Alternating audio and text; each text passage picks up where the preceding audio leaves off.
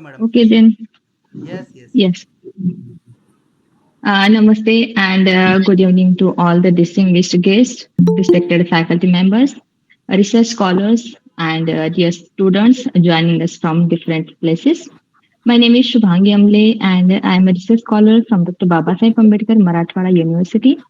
On behalf of Indian Research Scholars Association, I warmly welcome you all to our two-day pre-budget discussion being conducted in virtual mode on 27th and 28th of January 2026. This academic initiative aims to create a meaningful platform for discussion, critical thinking, and policy oriented dialogue on the expectations and challenges surrounding the upcoming union budget.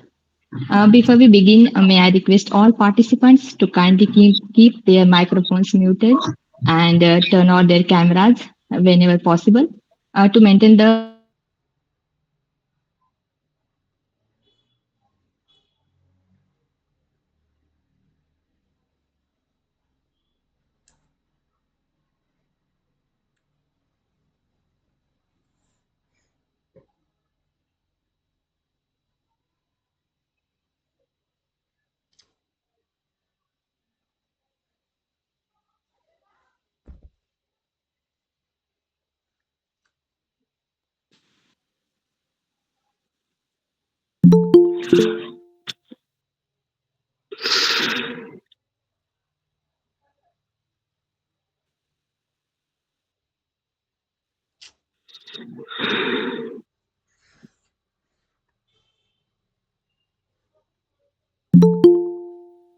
Am I audible?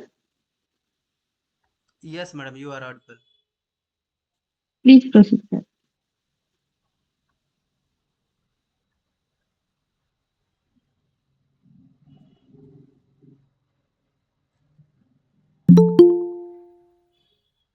Charan sir, please, please proceed. Please see the further I think proceeding. they're waiting. I think Madam Amble is waiting to listen from you Yeah, that is Yes, sir. the because I Oh, think yes, she is yes. saying Okay, okay, okay, she's okay. waiting to listen from you. Then, as when you say, Okay, okay. So there are some network issues here because I'm out of the station, so I have not listened. Sorry, madam. Sorry, and sorry, sir. So thank you, Suhangi ma'am, for giving me this opportunity. I think you have invited me to deliver the welcome address. So yes. So first of all, I would like to welcome our so influential personality, who is always inspired to the young scholar, and that's why I am also calling to him, the young person, Professor Charan Singh sir. Sir, thank you, sir. You are most welcome in the platform of the Indian Research Scholars Association, sir. And thank you, sir, for accepting our request. I think it is the second occasion we are going to listen Professor Charan Singh, sir. When we had organized one program on the socio-economic perspectives in the specific focus on the Punjab, so that time I have request to Professor Charan sir, and sir was chair the session. So thank you, sir, for accepting my request again. And the second, who is the, I can say, the uh, Professor Arunachalam sir, uh, senior fellow, Indian Institute of Advanced Studies, and because sir is from economics background, and our General Secretary Dr.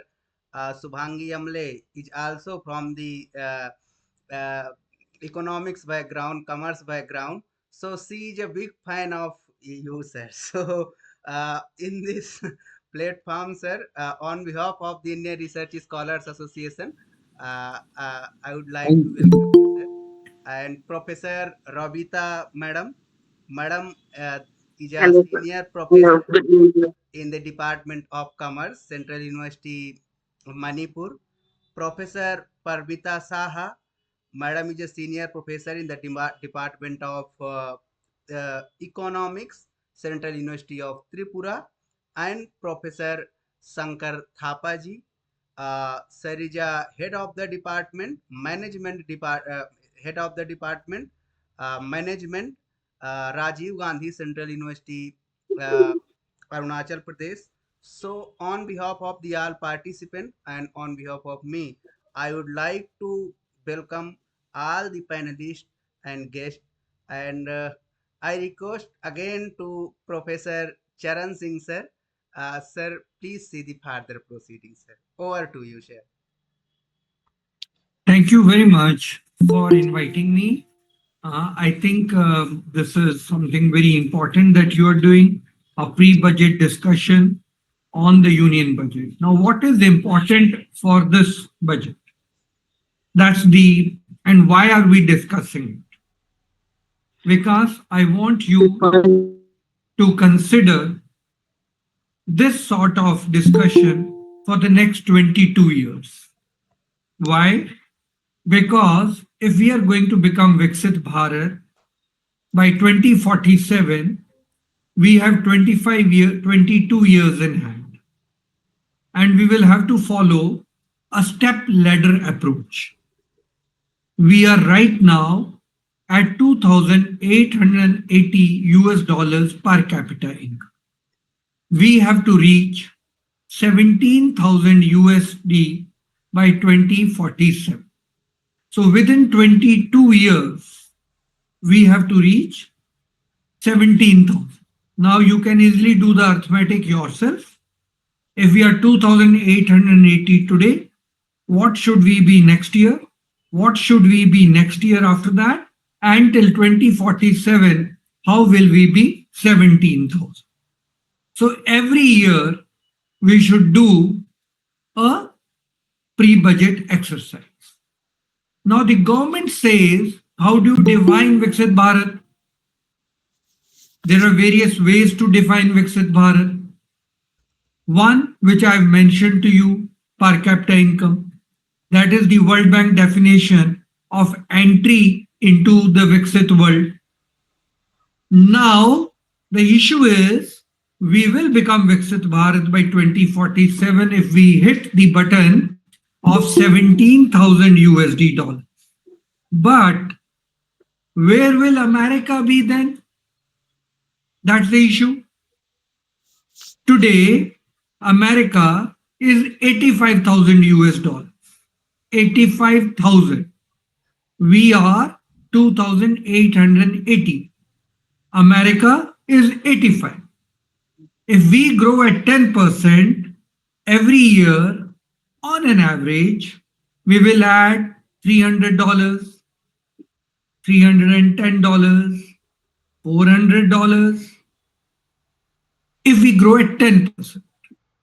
If America grows at 1%, we are not growing at 10%, we are growing around 7%. If America grows at 1%, America is not growing at 1%, they are growing at 2 or 3%. But if America grows at 1%, they will add $880 to their per capita income. We will add $280, they will add $800. The gulf between the two is going to widen, not shorten. So, therefore, we should struggle to at least grow 10%. Only if we grow 10% will we be able to touch 17,000 US dollars. Now, people in Delhi tell me that, Charan, you're very skeptical.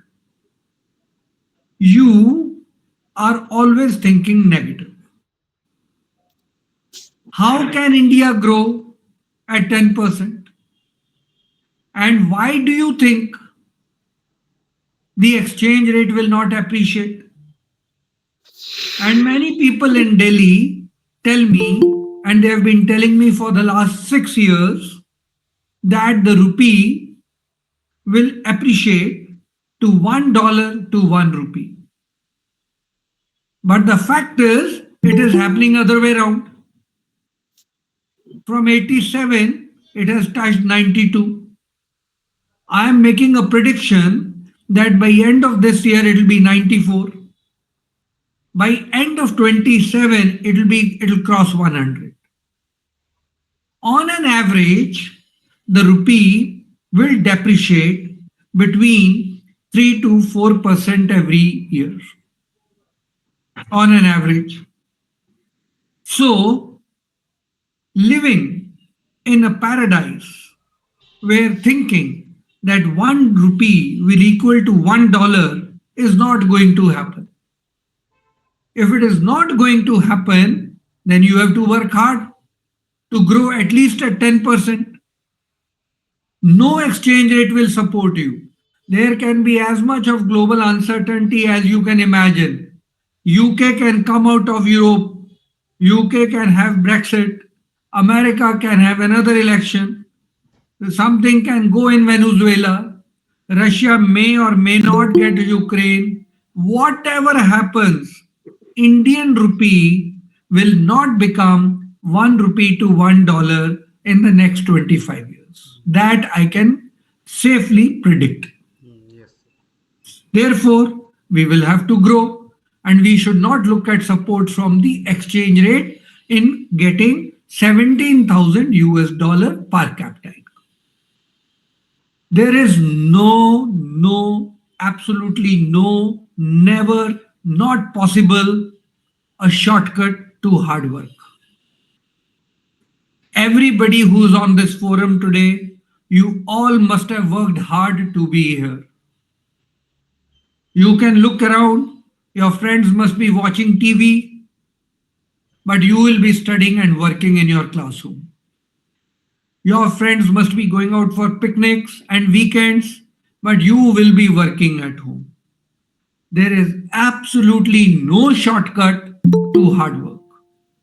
People who tell me he is lucky, I have not seen a lucky man who's lazy. I've always seen a hardworking man who's lucky. I've never seen a sleepy man, a lazy man, a useless man lucky.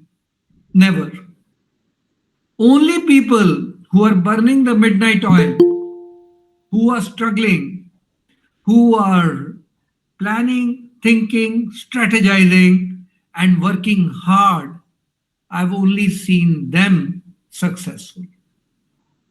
Or you are welcome to open up the history of any successful man and look, that man must have worked very hard all his life.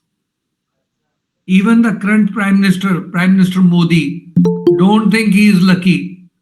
He is a hardworking man. Otherwise, there are enough politicians in this country to rise from where he has risen to become the Prime Minister. He must have worked much more harder than even you and me.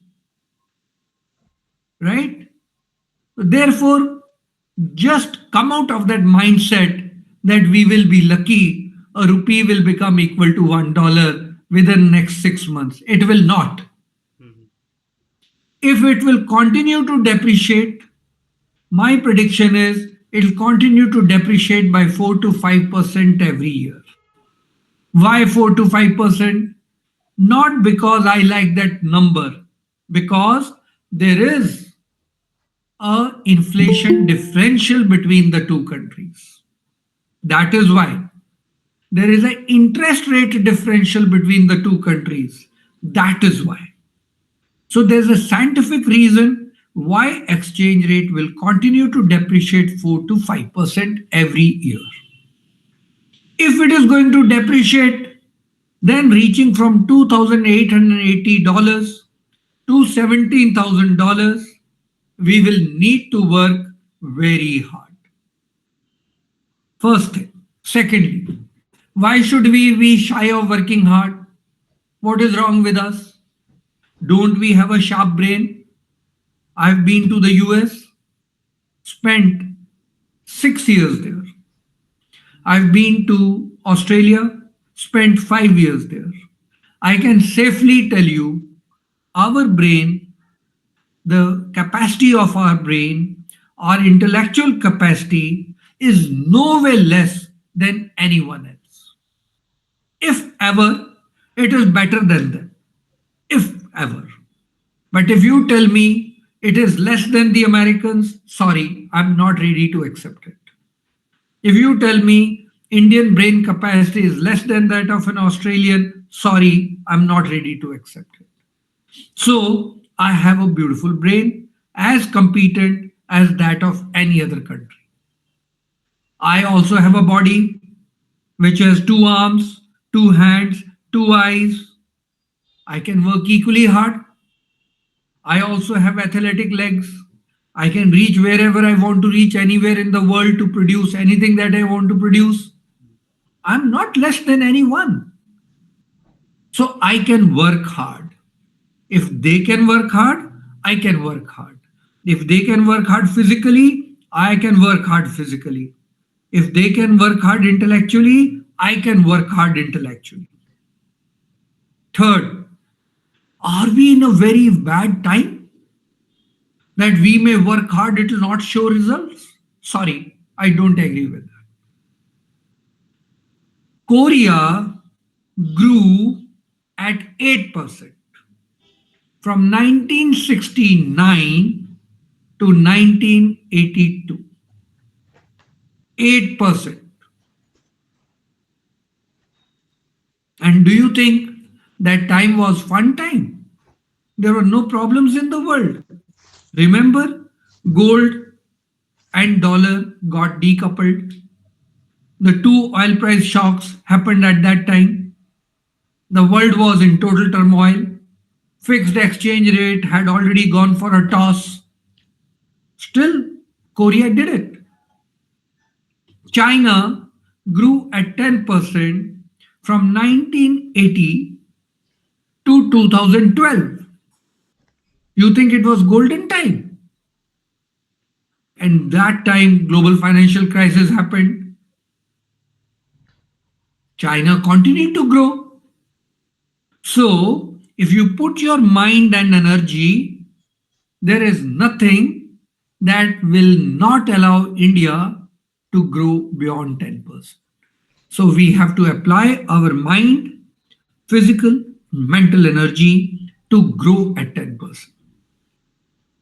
Now, if we have to grow at 10% and go from 2,880 to 17,000 US dollars, we will have to follow a step by step approach.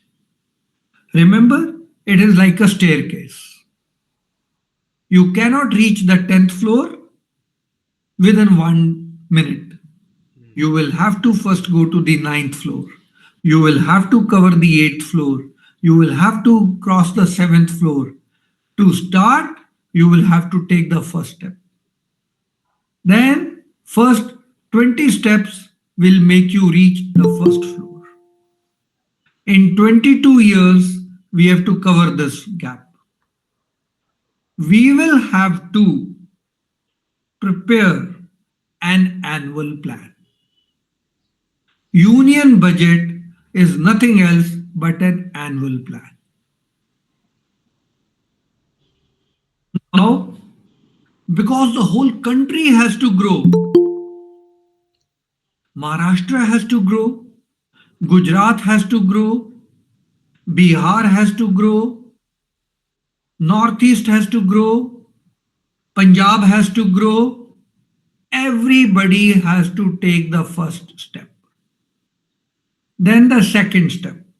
Then within 12 months, we have to cover the first floor. And we have to do it together. Otherwise, if I take a flight to 5 steps and somebody is still on the first step, we will not grow. Everybody will have to grow. Right? Imagine I am trying to grow, but Punjab and Haryana are making air pollution of Delhi so bad that nobody from across the world wants to come to Delhi. Can you grow? You will not get FDI. No, no.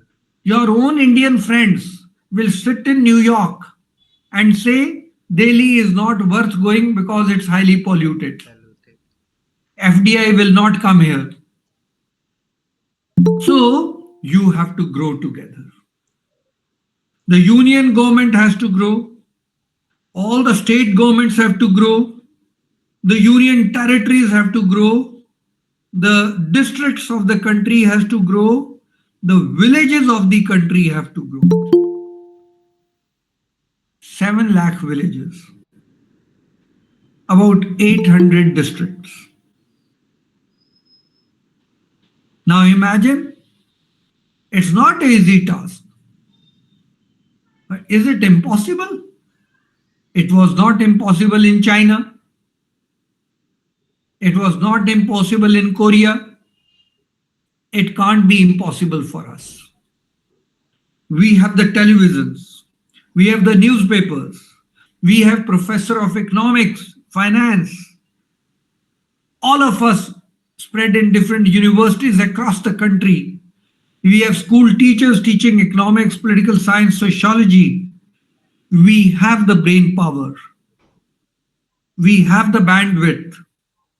If everybody talks like that, we will grow together. If somebody decides that they want to puncture us, very bad. They will puncture us. It needs only one or two people to puncture our growth story. That's all.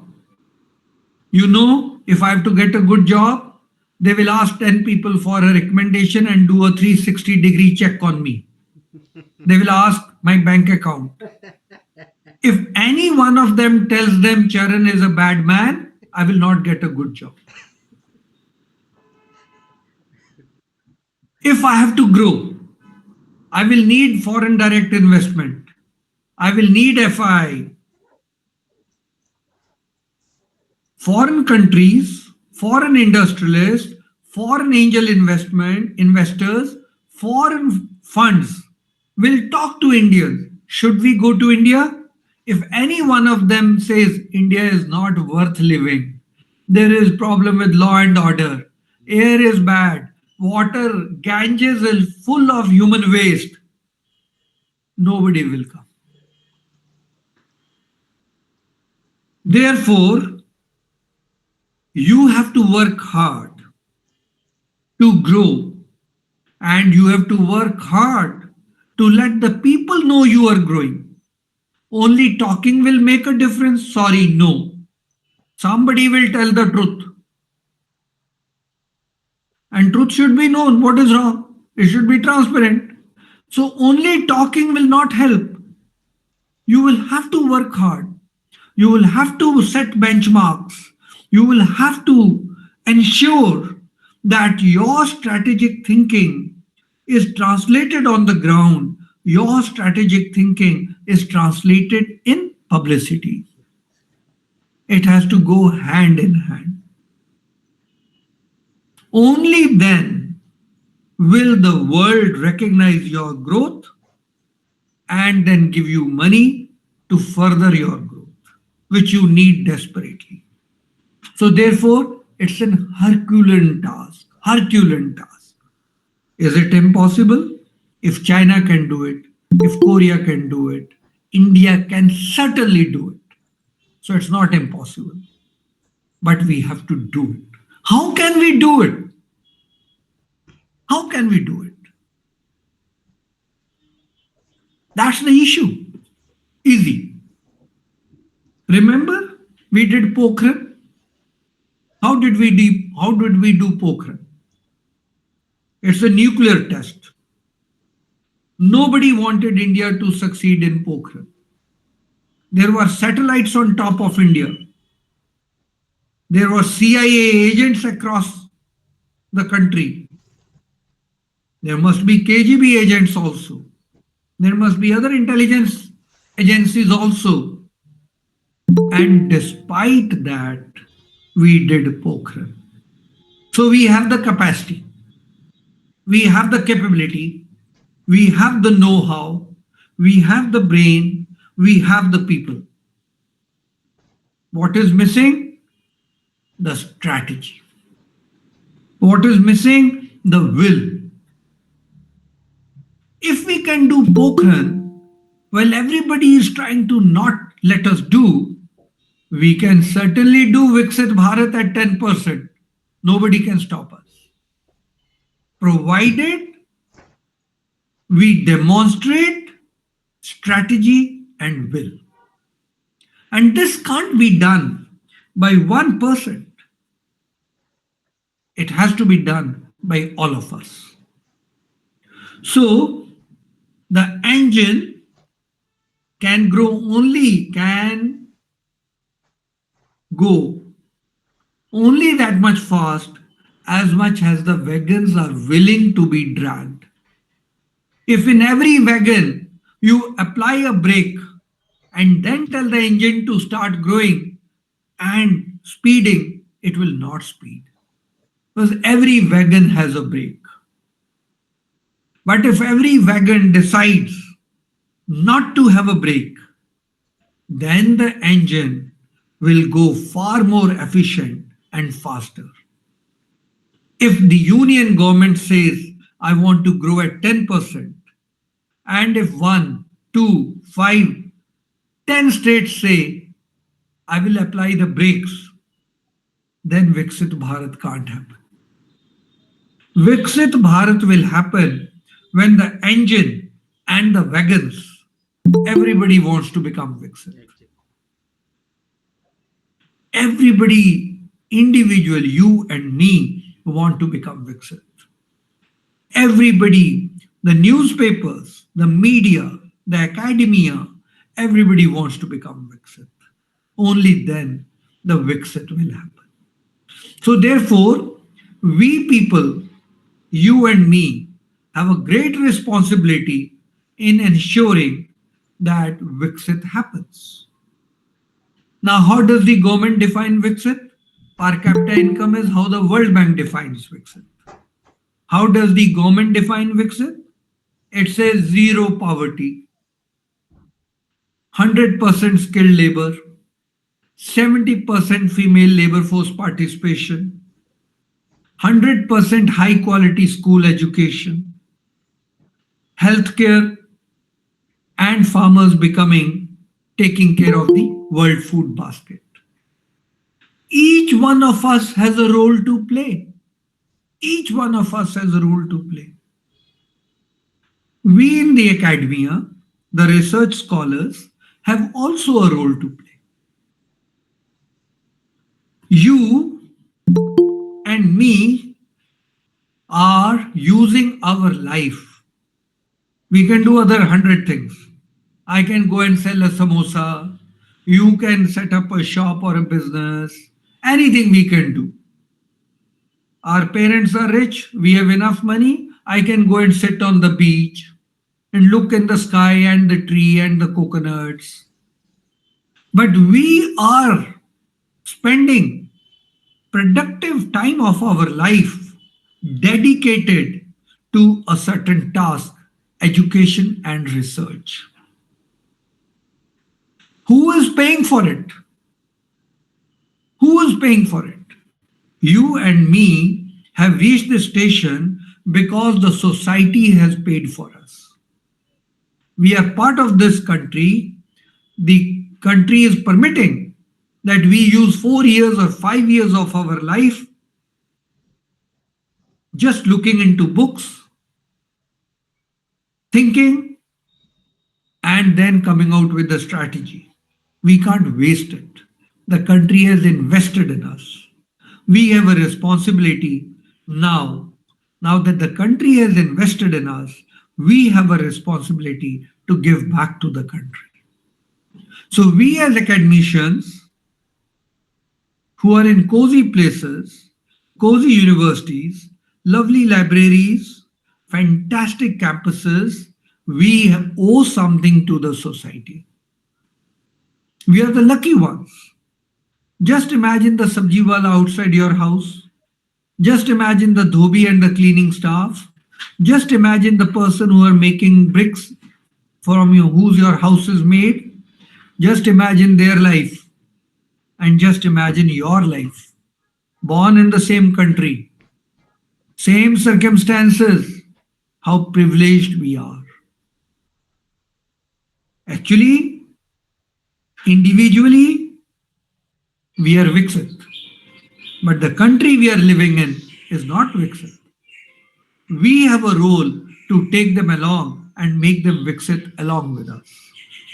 Right? So, therefore, it's a step ladder approach.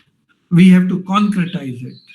And in the step ladder approach, we have to make sure that union budget, state budgets, district level budgets, Panchayati Raj institution budgets, each of the budget is a step ladder in the journey that by 22nd step we are called Viksit.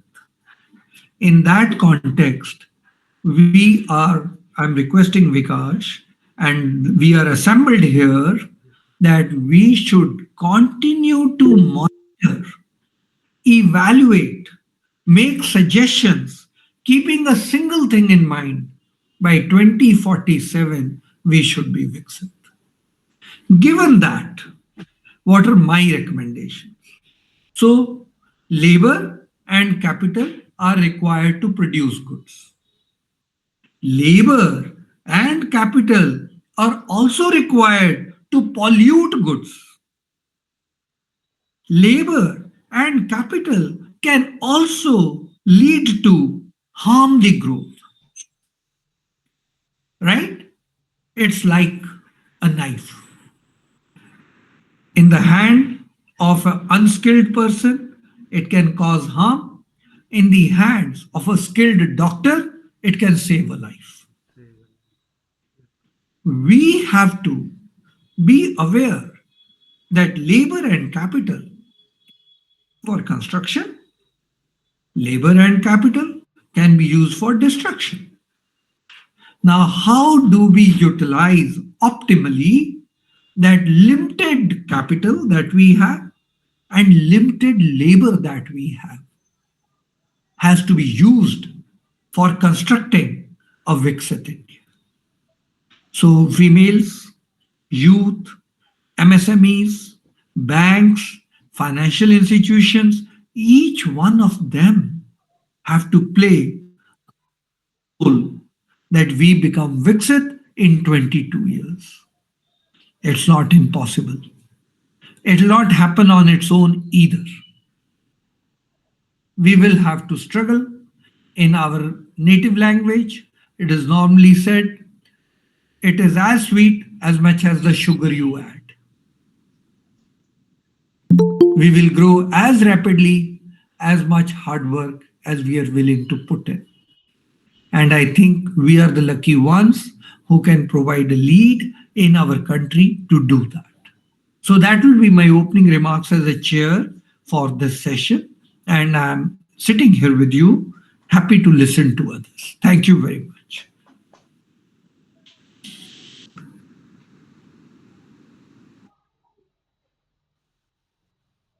Thank you so much, sir. And now I would like to invite Professor Paramita Saha. She's from Central University of Tripura. Welcome, ma'am. Yeah, thank you. Am I visible and audible? Yes, ma'am. Yeah. Distinguished panelists, attending research scholars, a very good evening to everyone. My thanks to the event organizers, Indian Research Scholar Association, for having me here. After listening to the,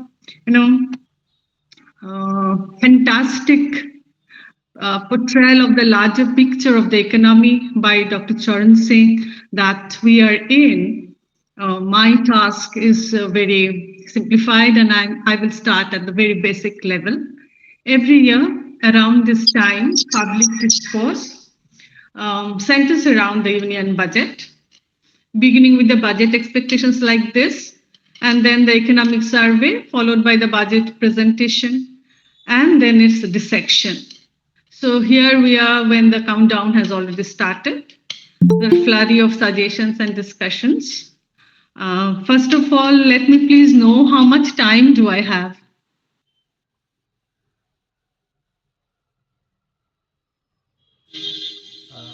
Yes. Madam, 15 minutes to each panelist. Okay. Thank you.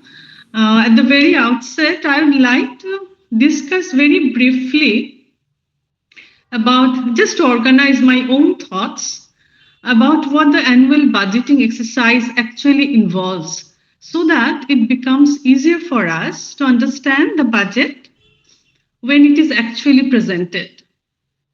It is a common knowledge, to say it in a simple language, that the budget actually lays down the government's plan about how to carry out the expenses that the government needs to do in order to deliver the goods that the government desires and is expected to deliver. Also, it lays down the plan about how the fund to finance these expenses will be raised. But again, as my previous speaker has said, it's not only about receipts and payments. Budget also reflects the priorities of the government. The budget in general for the last 2-3 years is guided by the Viksit Bharat 2047 mandate to build a self-reliant, prosperous economy with focus on Gyan, that is Garib, Yuba, Annadata, and Nari, in the next 20-21 years. As my previous speaker has also mentioned, that vision is to have a skilled young labor force meaningfully employed, zero poverty, 70% of women participating in the labor force, and then adoption of sustainable farming practices, developing climate-resistant variety of seeds, and thus to make India the food basket for the world. These were clearly outlined in the last budget. The nation would be eager to know about the progress made on these issues, and when the economic survey is tabled in the after two days, and then to know what steps the government doing for furthering these ideas. Clearly, there are 3 starting points. These are revenue, expenditure, and the objective that we have. Now, starting with what are the different sources of revenue? These are mainly the taxes, direct like income taxes, and indirect like the customs, GSTs, and excise duties, etc. But if you want tax revenue, there should be enough number of people earning taxable income, and also enough income to spend so as to boost the indirect taxes and boost the aggregate demand to keep the economy going. So it is of paramount importance that a conscious effort be made to ensure high income, employment, production, and investment, looking at the growth.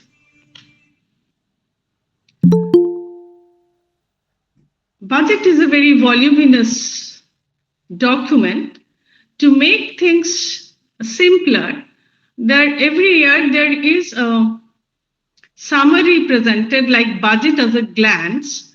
There, if you can see, in the receipt part, we have the revenue receipts and the capital receipts. And most of the revenue receipts comes from borrowing and other liabilities. Income tax, like around 24 to 27% from the borrowings. Income tax contributed 22% in the last budget. GST and other taxes, 18%. Corporate taxes, 17%. Excise and custom duties, 5%, 4% each. It would be interesting to see if contribution of direct taxes has increased after the new income tax rates became applicable last year. One major curiosity regarding budget announcement always has been the income tax, rates and slabs. And after last year's new income tax regime, not much relief expected on that front, particularly because no election is in the near horizon. However, higher standard deductions will be much appreciated. In recent months, rupee has been falling in value against dollar, and there is net FDI outflow. Some steps in this regard are also urgently needed, and surely we expect the government to look into this matter. If we now take a look at the expenditure aspect, government is expected to support growth and self-reliance. Particularly in the present geopolitical scenario, self-reliance becomes pivotal when there are threats of higher tariffs and other conflicts. How the budget responds to the evolving global, external, economic and political situation will be a matter of curiosity. Also, we should not forget that budget is also an instrument for a distribution of income for the cause of social justice, and the various welfare schemes need to be funded. Now, if we take a look at the heads of expenditure, on the revenue account, interest payment and grants in aid for capital creation, and on the capital account, we have state share of taxes and duties at 22%, interest payments 20%, 16% for central section scheme. This is in the last budget. Centrally sponsored scheme counts for 8%. Other transfers like Finance Commission is 8%. Defense constitutes 8% of the total expenditure. Given the situation, international situation, there is reasons to expect that defense allocation will rise. Now, looking at the revenue and expenditure side of the budget, we are always concerned about some concepts of deficits. There are the concept of revenue deficit, which is the excess of revenue expenditure over revenue receipt. Such a deficit implies that the government needs to borrow funds to meet recurring expenses which may not provide future returns. Then the most important fund for fiscal consolidation is the fiscal deficit, which is the total expenditure minus revenue receipts, recovery of loans and other receipts, is an indicator of borrowing by the government for financing its expenditure. For growth, increased capital expenditure, most significant is the growth of capex expenditure or capital expenditure.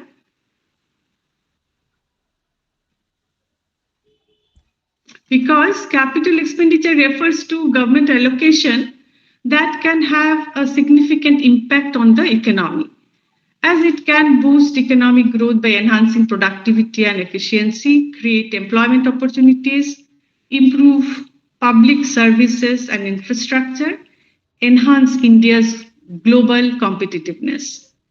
Fiscal stabilization post-COVID has been successfully done by containing the fiscal deficit. Pathway of fiscal deficit containing is of great concern. It can be done by either increasing revenue earnings or by borrowing or by cutting expenditures. Which component of the expenditure should be cut? Containing the FD should not be at the cost of social sector outlay and social security provisions, which are the building blocks of the economy. Education and health are the building blocks of an economy and therefore should receive higher allocations. In the present context, research and development, artificial intelligence training and use of artificial intelligence in healthcare and other productivity enhancing areas are issues demanding attention. After 20 years, MG and REGA has underwent a major overhaul. MGNREGA was largely looked upon as a social security scheme ensuring employment and income in rural areas. It is expected that in its revised form, G. the shortcomings of MGNREGA will be taken care of. Regarding employment, MSME is the sector which has the potential for potential for increasing employment. In the context of geopolitical uncertainty and for self-reliance, MSME Make in India initiatives becomes pivotal.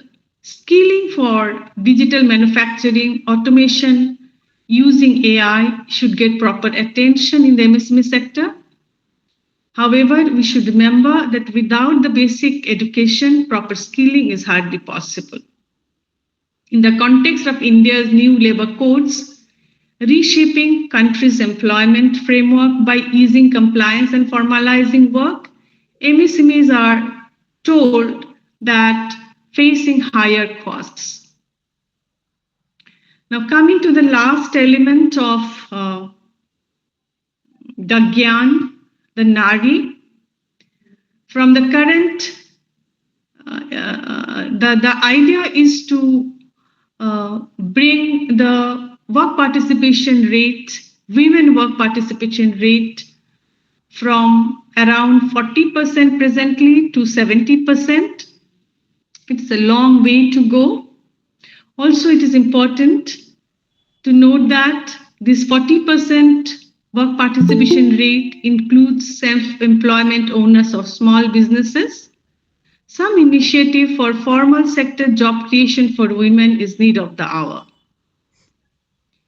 Women economic participation is closely linked with the care economy or the caregiving role that society assigns to women. This aspect hasn't received adequate attention in the previous budgets. Support for care infrastructure comes mainly through Ministry of Women and Child Development schemes like Samartha and Shaksham Anganwadi. Shaksham Anganwadi and Poshan accounts for more than 80% of MWCD.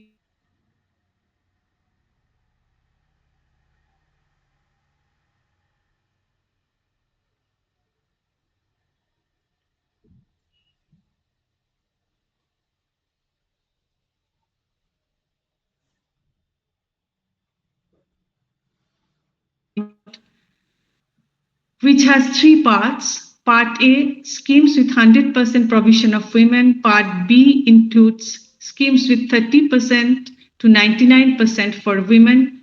And Part C includes schemes up to 30% for women. But the problem is the components in each part keeps on changing and makes comparisons difficult.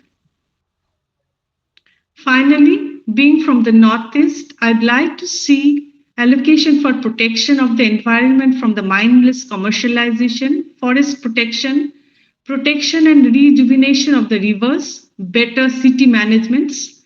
Things are not as bad as things are in the big cities elsewhere. If steps are taken now, it will still be possible to save the northeastern region. If tourism is to become a major industry in this area of this country, in this region of this country, ensuring employment and income for the educated youth of the Northeast, then the hills and the forests, the rivers and the streams must be saved. Destination development must be responsive to sustainability concerns. These are some points that I'd like to emphasize in the context of the coming budget. Thank you.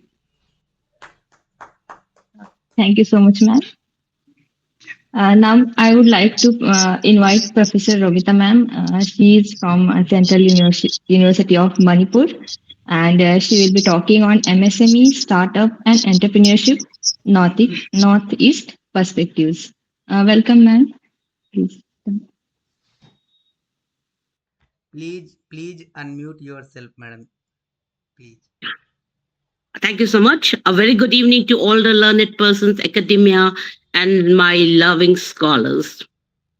In fact, I'm not that a teacher like who could share much of the knowledge, but the little knowledge I have which I'm going to share in this platform, is an experimental approach. I don't believe in theories. I just believe in practical, which has moved out actively and systematically. Well, today's is about the pre-proposal of the budget. But what I'm planning to address in this platform is that the main issue, what is happening in our country, is unemployment crisis, which really hamper in all the perspective and all the development of the country as a whole, and particularly in the northeast region. So we just cannot eradicate unemployment crisis in the country, but we still have a room that we can minimize the unemployment crisis. It's through the development of MSME and promotes entrepreneurship. The only space, the only route for our economic development is generation of self-employment in the present scenario. This is what I personally perceive. So if that's the situation, the MSME plays a very significant role. It will ultimately push up the economic development. It will bring up the country's GDP and exports. It will also create more jobs rather than the unemployment. So in today's context, what we have to believe is that we are a job giver, not a job beggar. If we put this into application, I think it will ultimately affect to our budgeting system too. It will. The first thing is that we need to boost up our local development. Then we go to the region development and ultimately to the national development and go to the world of globalization. We just can't push up ourselves in the world of globalization.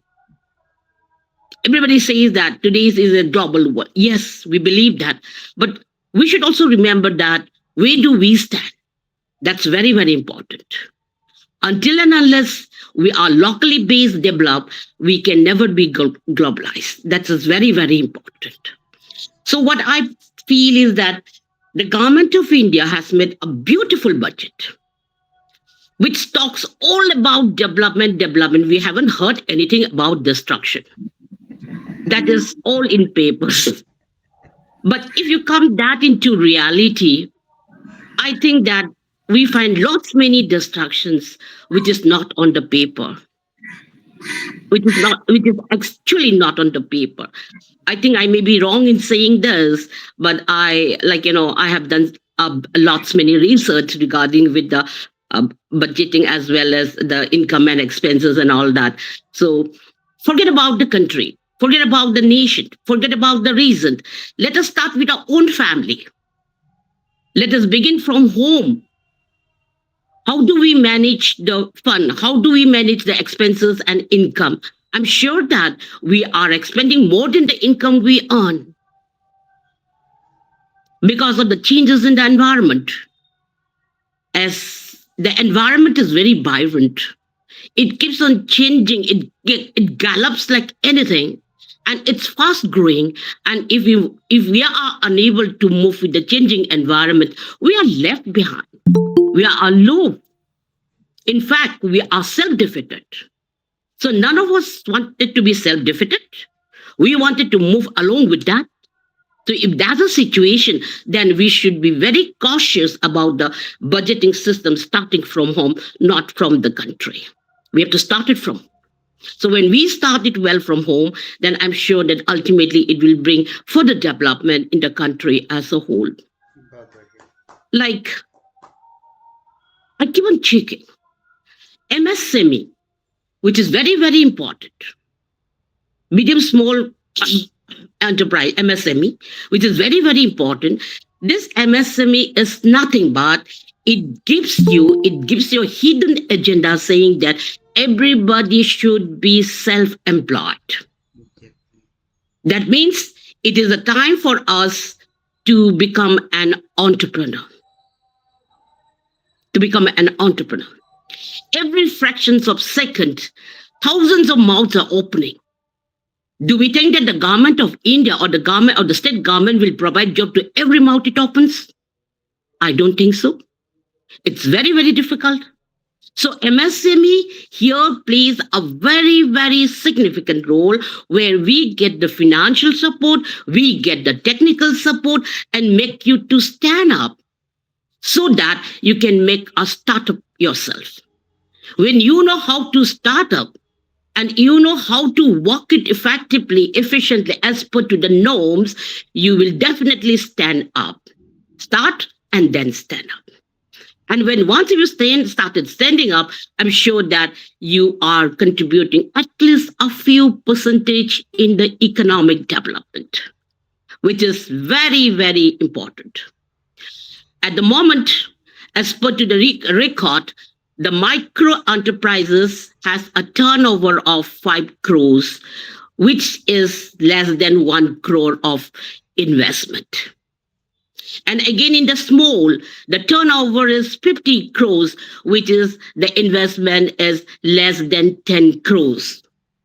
And when you go back to the medium, the turnover is 250 crores, which the investment is less than 50 crores. So by seeing this statement, we could see that the MSME is really doing some good job.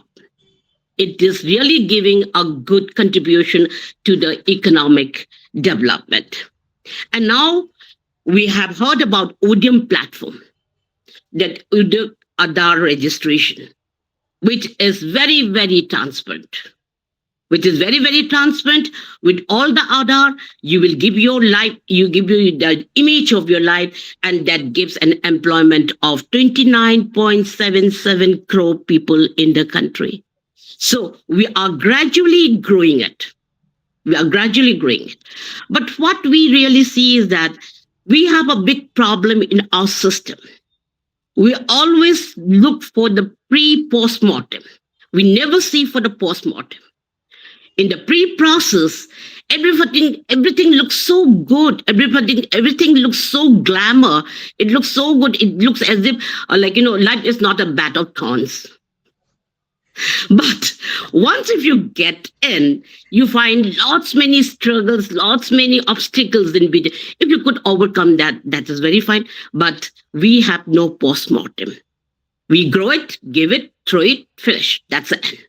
That system has to be looked upon by the government. That is what I personally feel. Now, when we go throughout the country, we find state-wise, Maharashtra is really doing well in MSME. The UP is extremely doing very well, and not lesser than the Tamil Nadu is doing very well. Very well, I say. But please don't take it otherwise, since I come from North-East region. I would like to highlight a few about the North-East region. North-East region is a hillock area. Geographically, we are very poor, but mentally, we are strong enough. I may be wrong in saying this. Don't think that our looks has no intellect. There are many people who has good intellect power, but the thing is that because of the geographical location, the awareness of that is little low. But if we throw in the wall of competition, I think the North-East region people are also doing equally well, in spite of the troubles and the geographical location we are leading upon. And everybody must be knowing that the situation, particularly in Manipur, is in grave. I don't want to highlight about this, but we still are surviving. That's the strength of the power. So, particularly when we look back to the India startup ecosystem, we have to look from 2016. In 2016, we find the curve at a very low level. But I tell you that the curve is increasing every year.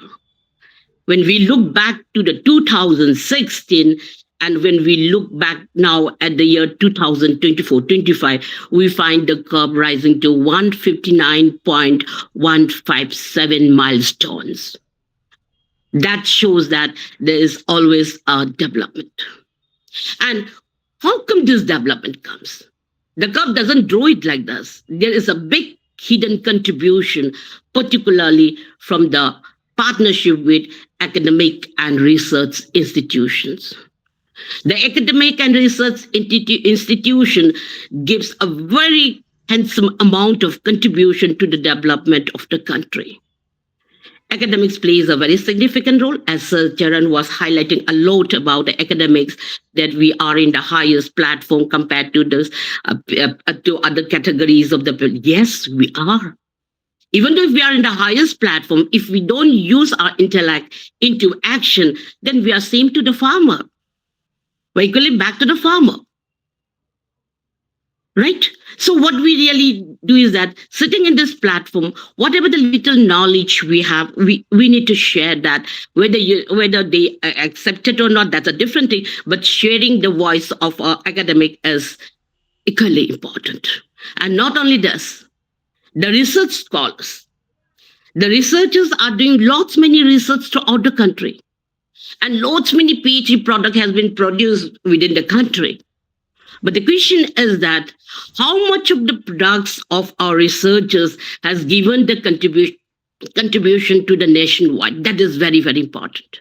So here I'm sure that many research scholars are there. So I would just like to give my humble submission. My dear research scholars, please find a problem where it is and start doing the research.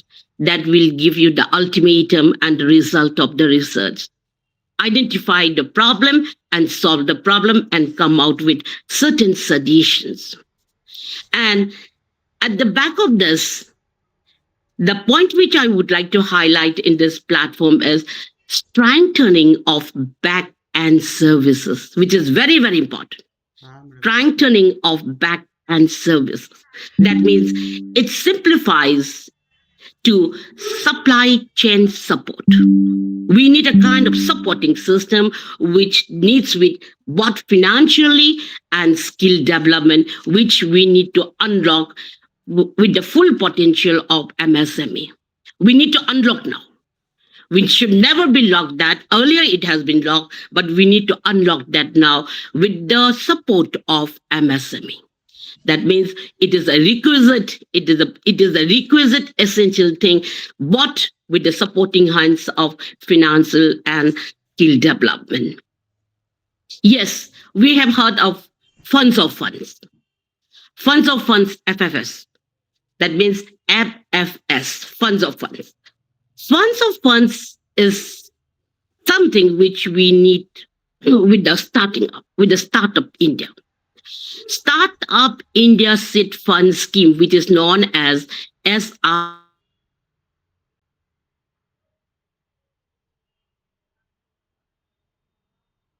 Startup funds, which is basically called as FFS. So that while making the budget, while preparing the budget of that, the government has to look upon on this FFS very importantly, because the government is not able to give job to every mouth it opens. So if once the mouth is opened, we are hungry to eat. So to fill the stomach, we have to find out a way how to fill ourselves. So that promotes a generation of self-employment, and rather we call them as entrepreneurship.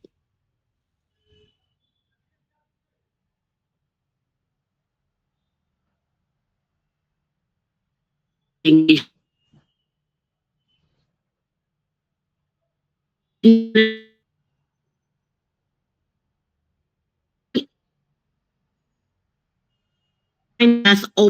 Has already opened a syllabus of entrepreneurship in that related field. Now I'm a teacher. I'm a professor by name, but I can consider myself I'm an entrepreneur. I'm selling my knowledge in this platform. I'm selling my knowledge in this. I'm a seller of the knowledge right now, and all the respected persons in this platform is listening my knowledge. So they are trying to buy the knowledge, a little bit of my knowledge from me. So therefore, I call myself that I'm an entrepreneur. So This is this is the best example I'm sharing it. Please, we don't have any universal definition on entrepreneurship. Anybody can set up, the definition on that, provided that there should be a logic behind that. So I always say to my students, I'm not a professor, I'm an entrepreneur. Because I pack up with certain knowledge of marketing and entrepreneurship in my brain. I vomit it in the class. At least my students are accepting 50%, not 100%. Today's students never listen 100%. They accepted only 50%. But I'm happy. They can, exploit at least 50% from me. Then I become I'm so happy. I'm so proud to be a teacher, in fact, because I learn from them a lot. Not that I teach them. So that kind of things is very much required. So ultimately, MSME plays a very significant role. So in this platform, I would like to share a few, upcoming entrepreneurs related with MSME in Manipur. You can always check in the website. You can always check in the Google also.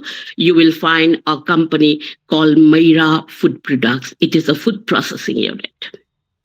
She's a lady who started her business in 2004 and started with just 100 rupees. Just 100 rupees. And now how she started is that she started with a dry gooseberry. So gooseberries are very cheap. So with 100 rupees, you buy a basket of it. So she made a dry food on that and started selling. And now she is the highest turnover in the country. Please check it. She started a business like that. And she has narrated in her interview that I could become like this. It's just because of MSME. So she always appreciate MSME. And through her, many of the workers through her has been followed up. So this is one of the greatest achievement out here. And again, very recently, there's a lady which has come in all the social media. Her name is Vijaya Santi. What she has done is that she has made cloth out of the lotus root. She has made many lotus stoles, scarves, mufflers, neckties, all that, and she has made it out of the root of the lotus. So she has employed many women workers, and now she's got a very supporting hands from MSME. So we've got many examples like making of the cake, so many, and a lady who has got an award very recently from Manipur, which her name is Mukta Mani. She has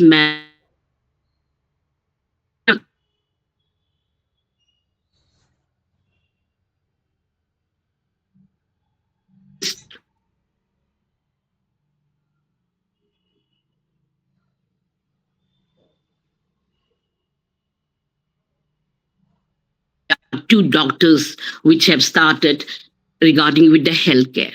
It is called Medellin Healthcare. And these two boys are just 27 and 28 MBBS student. They have started a Medellin Healthcare. And because of the health issues prevailing in our state, particularly right now at the moment, because of the situation that is happening, all the people are having with many anxieties. So this has done a very good contribution to the state at the moment. So they also have taken many ambulance, which has been supported by the MSME. So we've got many examples about this. Vikas, I'm having only 15 minutes, right? I'll continue for 5 minutes. Can I? Yes, you can, ma'am. Thank you so much. So coming to I have many to say, but Vikas has given me only 15 minutes, which I took 48 hours to study. I know, ma'am. You have a huge gallery of knowledge, so there's not possible to do within 1 hour. So for this reason, ma'am. Anyway, I just want you all are learned person. You don't need not to learn anything from me. I'm because this is Research Scholars Association. I'm targeting to the research scholars. I'm not targeting to any. Professor Robida, we would like to hear a lot of things from the Northeast. Yes, sir, I wish I could, even though if I tell the whole story for years together, it will never be an unending. But I'll just give you a sum up about this. Yes, ma'am. Whatever the new, yes, you will be thinking that I give a smile and keep on talking, but on my head, I have full of anxiety because of the situation, sir. Truly speaking. But, No, ma'am. No, ma'am. but I respect my profession. I respect my profession. So anxiety, leave that aside. Now I'm with you all, so I have to leave that aside. Anyway, I just want to highlight a few important points about the economic impact. Economically, we are not independent. Still, I'm talking to my scholars. Scholars, trust on me. Economically, we are not independent. Once, if we are financially and economically independent, then we are empowered. We are not empowered. We are trying to empower. Why? Because we are not financially and economically independent.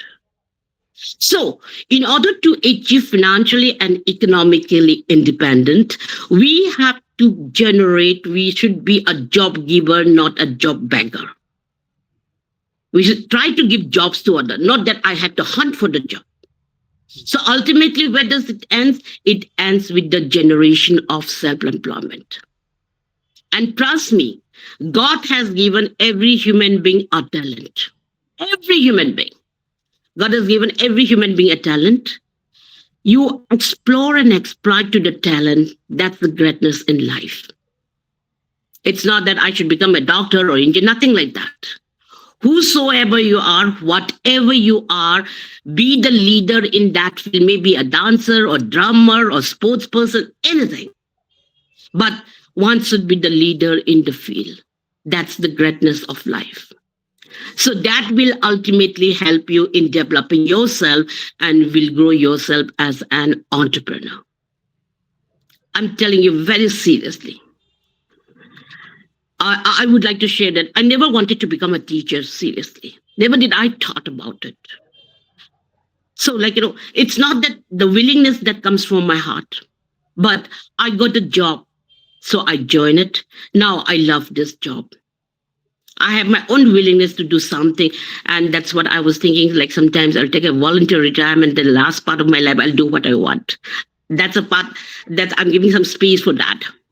So you see, what is that? Don't think about anything great. Whatever the little knowledge you have, explore on that. That will bring you economically develop. Economically, you're fit. Financially, you will be developed. And you will empower your heart with yourself. Empowering my heart with myself is the greatest important thing in our life. So the major employment generator is MSME. Because we need a supporting hands from the government. And when I say I need a supporting hands from the government and I don't do anything, then it's bogus. It's useless. The government will never come at the back of you and say that I'll give you this. It's you who has to hunt around and say that I need this. And when you say I need this, if you go with empty-handed, the government will throw you outside. Okay? So you should have something in your hand. That something is nothing, the talent you have. So you explore it, exploit it with the government, they will give you a helping hand for sure. But there are lots many T and C, terms and conditions. Without T and C, nothing works out. The terms and condition is provided to you for your development. Don't take it otherwise. And all the terms and condition are not easy as you open your eyes. Opening the eyes is very easy, right? But it's not that easy. So in order to open your eyes, you have to be prepared how to open myself. That is very, very important. And in the total export right now, it contributes 40 to 60%. The majority of the contribution comes from the MSME. The majority of because we believe that new enterprise management or small enterprise management will lead or will uplift the larger size of the enterprises. So everybody has to start from small. Small is beautiful, they say. It is very true in life. Every entrepreneur should start from the scratch. Don't start from the big hang bang and nothing. So start from the scratch. then ultimately it will help you in growing much more. So the government supports, there are lots many supporting hands from the government. We have ODM registration, which is the foundation support of that. We have a legal identity, a legal identification, and makes you to be eligible for the to support with the credit support, subsidies, tax incentives, priority procurement policies. Mudra is also working well, and they have even given credit guarantee scheme. The SIDBI, Small Industry Development Bank of India, is also giving capital infusion, which is approved to rupees 5,000 crores. So these are the things which I would like to highlight about MSME.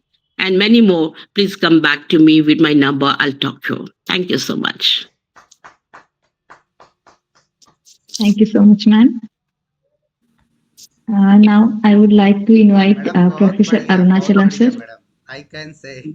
In fact, Robida madam, really Yes, yes, sir, yes, sir. we got lot of information regarding northeast states. I mean, generally we focus all over India or major states. And northeast, I know about the even economic field.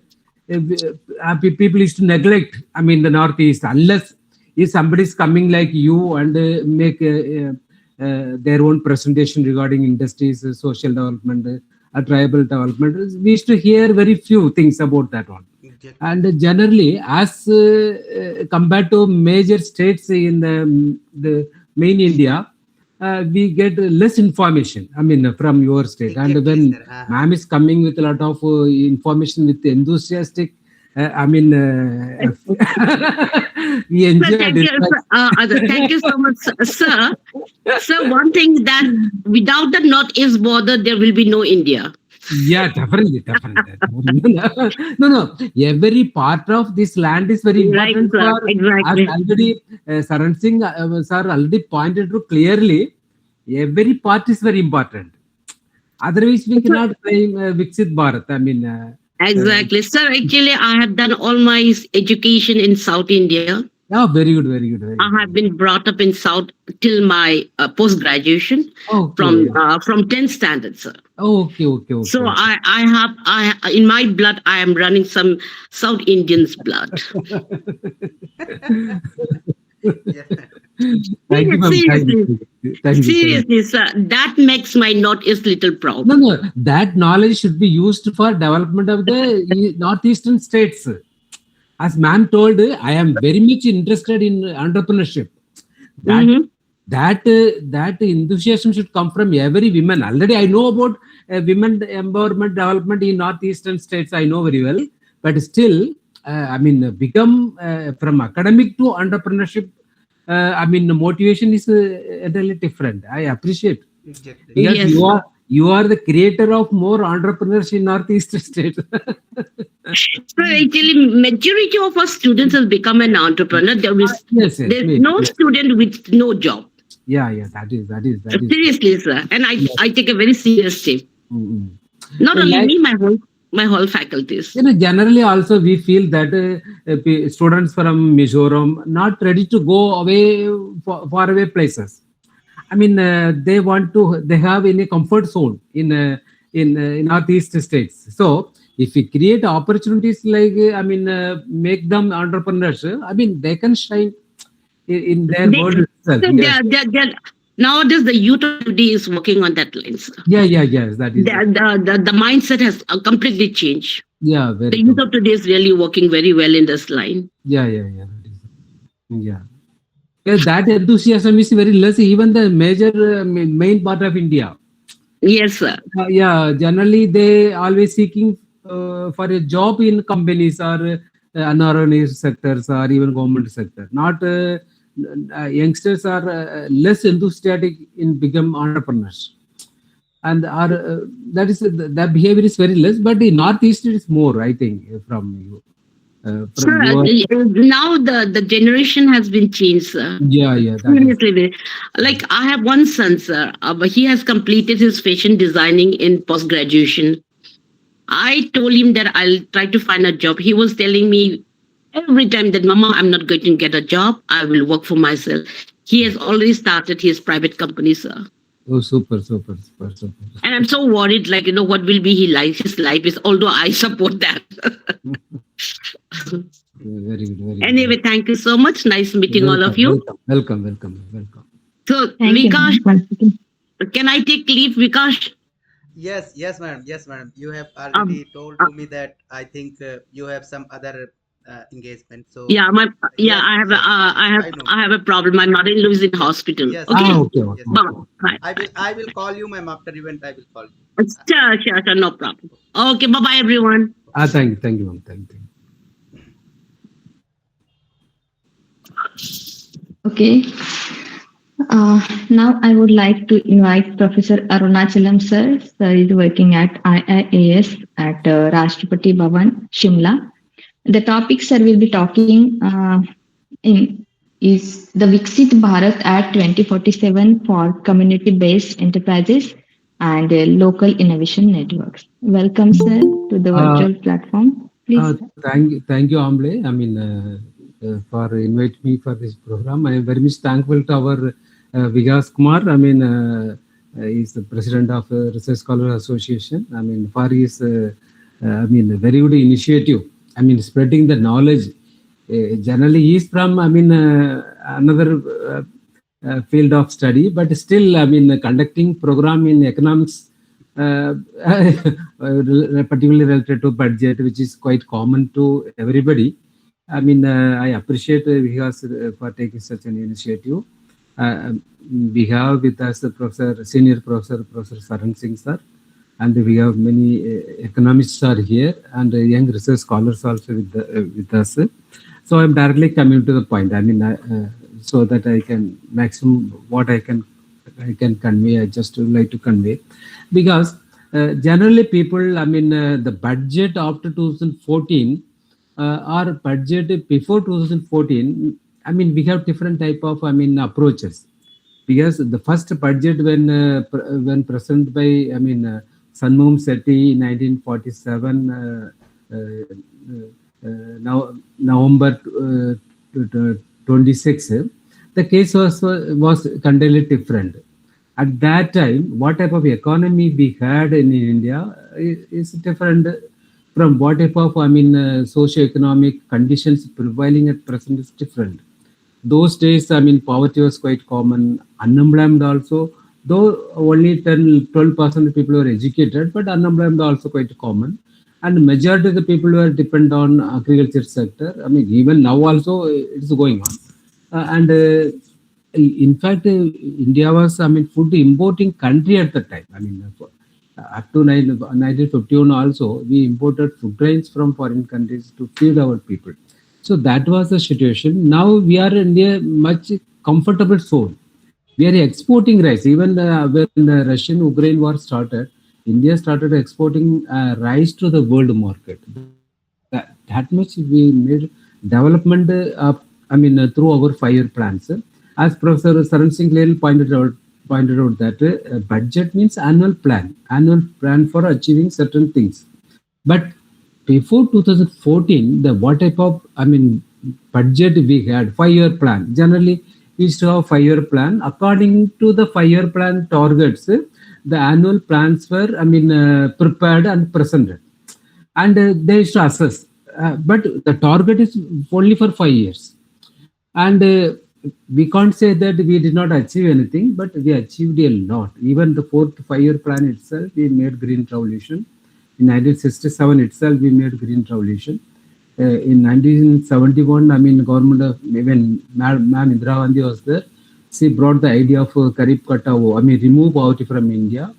She only brought, even 20-point program also. These are all part of our 5-year plan targets. Within the 5-year plans, the annual plans were presented. But by the time when 1991 reached, and when India had a lot of economic problems in 1990-91 period, and in fact, fiscal deficit was more than 8.4%. Now we brought down to 4.3%, 2%, something like that. That was very high, and even India's debt to GDP ratio also around 55%. That also very, very high at that time. And the oil shocks, after Kuwait invasion by Saddam Hussein also affected our foreign exchange reserve. We had just, very less, less than 1 billion worth of foreign exchange reserve to meet 1 or 2 months oil imports at the time. These are all, economic conditions. But after, Manmohan Singh became the finance minister and Narasimha became the prime minister in 1991 election, and they introduced the globalization, privatization, policies for to overcome all the hurdles what we had in 90 period, and then comes new development. LPG period. Generally, we used to say that liberalization period has come. But 2014 also, when we assess before 1991 period, after 1991 period, 2014 period also, though we overcome major problems, but most of the problems are still prevailing. And when we come to 2020, during the Corona period, that is another, major change which took place in India's economic development. Corona affected the economy. Modi government closed the economy for 1 or 2 months. At that time, we could not imagine that time. What so far, what we focused to the world, what we were telling to the world, is entirely different. Situation we faced in 1990 period, and nearly 800 million people became jobless, incomeless, and no place to go, and nowhere, nobody was there, no savings, and nobody was there to feed them. That was the condition. They suddenly came out, on the road. Without any income, without any food security, even that was the condition. What we are telling, that India was a fast emerging economy. India going to be the same way. Now what we are telling, then also we were telling, India will overtake, so many economies, then we will overtake US economy. That the story we were telling before 2020 also. But suddenly, India being exposed, it is not the real condition. Poverty is not removed. Majority of the people are engaged with the unorganized sector, without job security, without income security, without so many, under exploitative conditions. So then the present government, wanted to make a change. Change, it is not 5-year change, by formulating another 5-year plan. It is not like that. The present government decided to go for a long-term plan. The long-term plan only, 25-year plan. That 25-year plan, a total plan. It is not every year every 5 year we have to assess, every 5 year we have to go for plan changes. It is not like that. Totally we have 25-year plan, and every year we are assessing the budget proposals. Every year we are assessing the economic issues. Every year we are assessing the economic problems, and so that whatever issues we are facing, or what are the issues which we had for the last 78 years and not been solved by the previous government, or 50% solved, another 50% not solved. All these areas been identified, and we started moving. We planned for an economy. By the time when India enters into the 100th years of independence, whatever problems we had for the last 78 years should not be there. All these problems, even temporary problems or chronic problems, should be wiped out or removed from Indian social system, Indian economic system. And by the time when we reach 2047, as our Professor Charan Singh also pointed out, and ma'am also pointed out, that zero poverty. By the time 100 years of independence, when we reach that period, nobody should face any poverty level in India. No poverty line. We should remove that line from India, and everybody should get employment opportunities, or we should create sufficient number of employment opportunities for our youngsters. That's there should not be any difference between, metro cities and second tier cities, third tier cities. Something that type of difference should not be there as far as infrastructure development is concerned.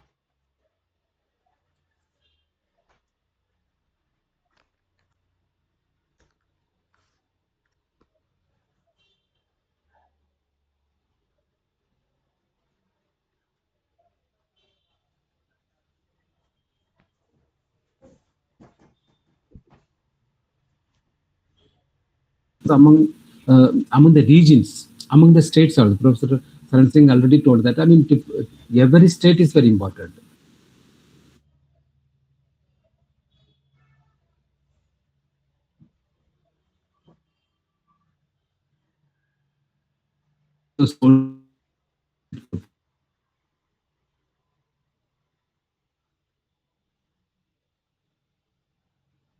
And this budget will be based on the subsidy programs. Already Madam presented in 2023-24 budget.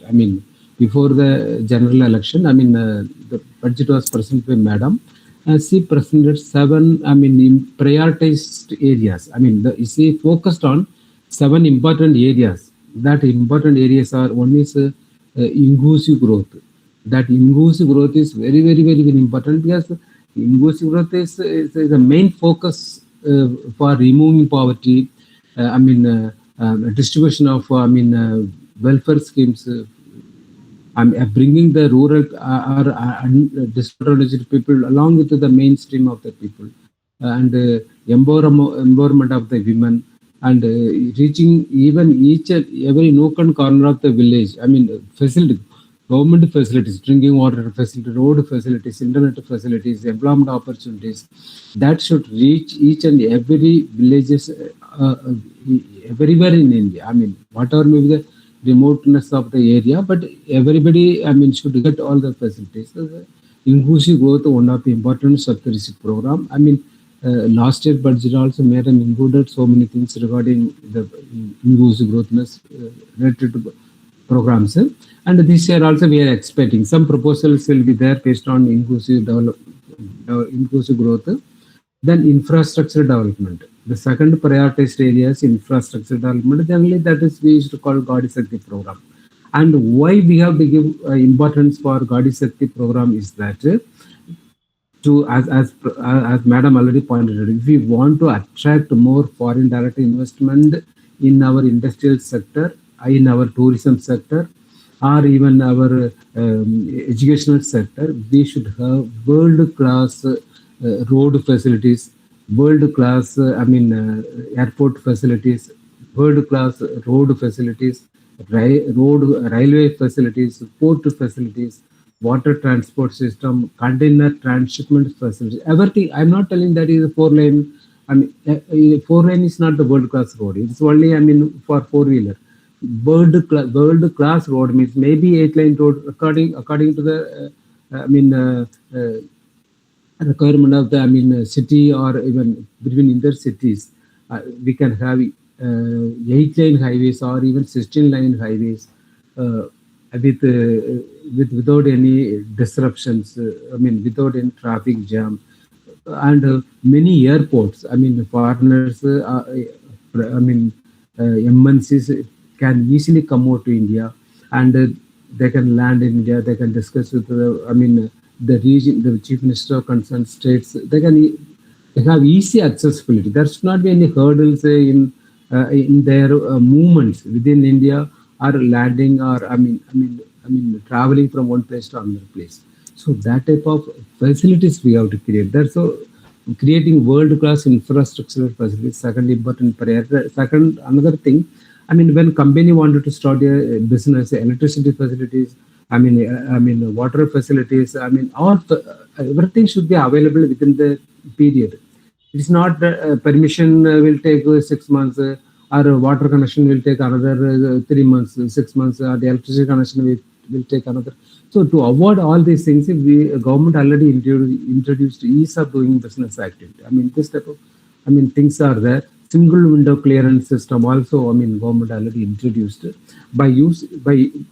These are all, creating infrastructural facilities for the entrepreneurs. I mean, again, this year also, we could expect more on this area because ma'am already told that, I mean, without industrializing the country, and our Robita madam also told that without industrial revolution, without industrialization of the country, we cannot create surplus embalmed opportunities for our children. I mean, our particularly educated children, because most of the advanced countries, they resolve their basic problems through industrialization only. So we need industrialization. That industrialization also through MSME. That's what Robina madam clearly pointed out by telling some case studies in her place. But we are expecting more all over India also. I mean, revolution in the MSME units, industrial revolution.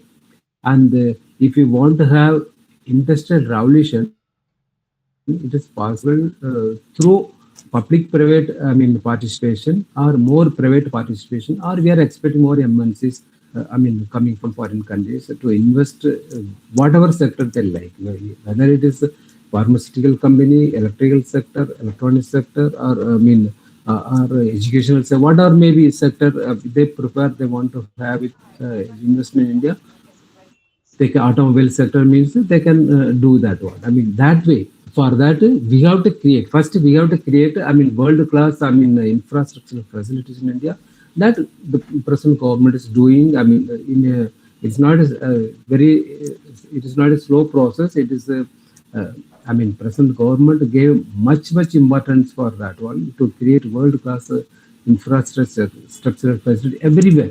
Everywhere. Not only in one metro cities. Metro cities to district level to village level to panchayat. Everywhere it's going on. Everywhere world class development is going on. So, and that is very important. So this year also we can expect more. To attract more MNCs or FDI. That is very important. And third important, focus. What we are expecting in this budget is. Skill development. Youth development. Generally, we used to call it youth development. Youth development through skill development. The skill development may be, in introducing, a different type of, training program, upskill program, reskill program.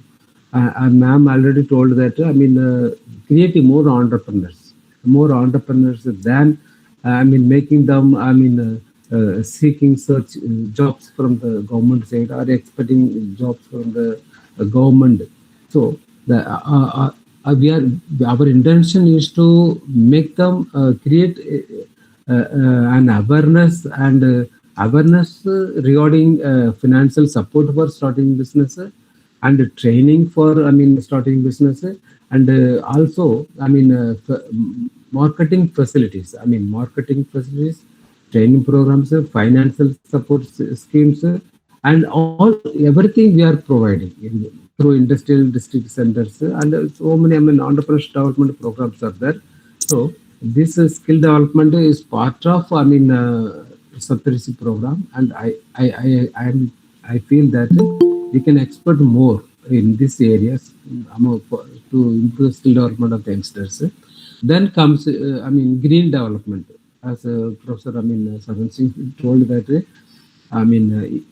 if there is a pollution, if high level of pollution in cities like Delhi or major cities, if they say that, then no entrepreneurs will come to Delhi area to invest their money, or to even for travel purpose or tourism purpose.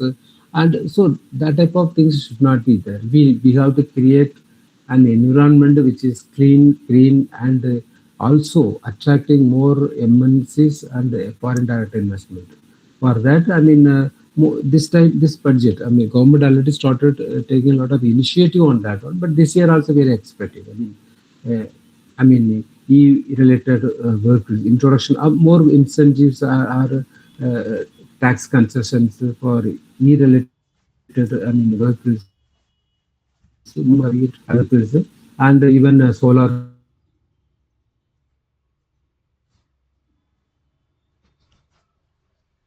Giving importance for solar system. The pollution related, movement of vehicles. We should remove. Maybe government will bring out some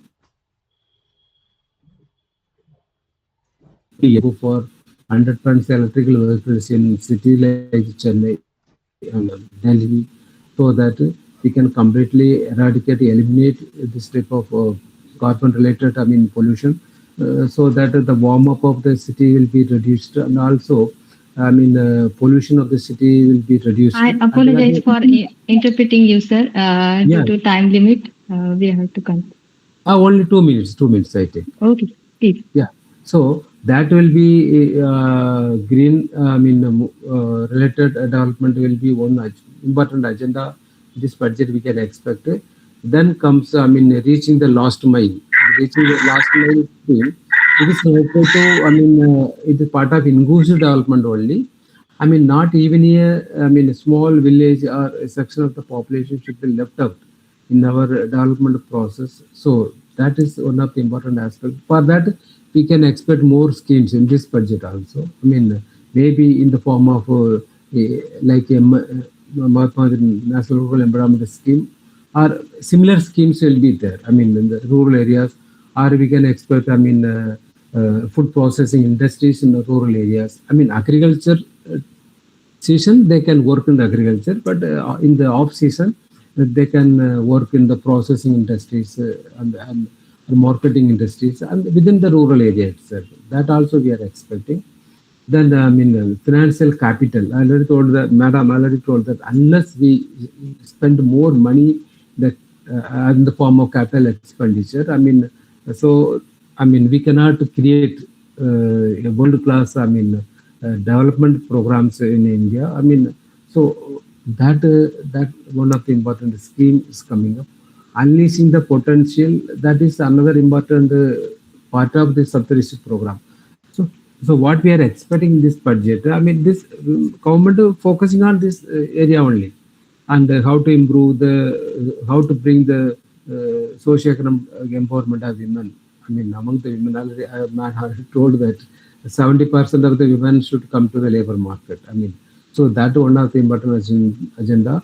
77% of the people are engaged in agriculture sector. How to improve the socio-economic conditions of the farmers? So farmer, related agriculture related programs will be.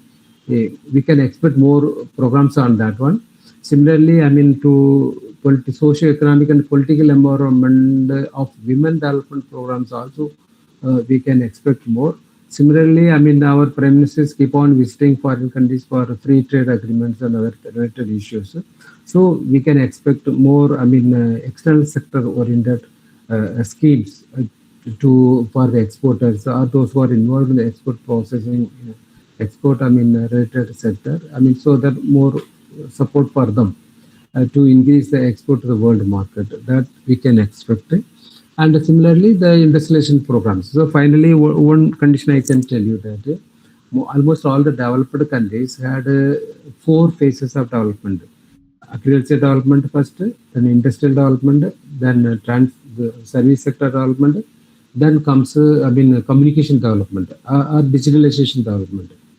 But as far as India is concerned, we had agriculture development and service sector development, then digitalization or communication revolution. But in between one sector, agriculture sector development, service sector development, and the digital economy or communication economy. But in between there is one sector, that is industrial sector, we missed. And through industrial revolution only, China became an advanced country or industrialized country. South Korea also, Professor Singh already told that South Korea also became industrialized because of industrial, this second phase of development. Most of the Japan also, even European countries also. So we missed one important sector in the four phases of economic development. For that, the present government is taking a lot of initiative. Maybe this budget we can expect more to make industrialize the country or industrialization of Indian economy through MSME units. We can expect more in this budget. These are the things I want to share. And thank you, Vikas, for the opportunity. Thank you, Amla, for this just a few points. I mean, what we are expecting from this budget. That's all. Thank you for the opportunity. Thank you. Thank you. Thank you. Thank you so much, sir. Thank you. Thank you. Thank you. Thank you.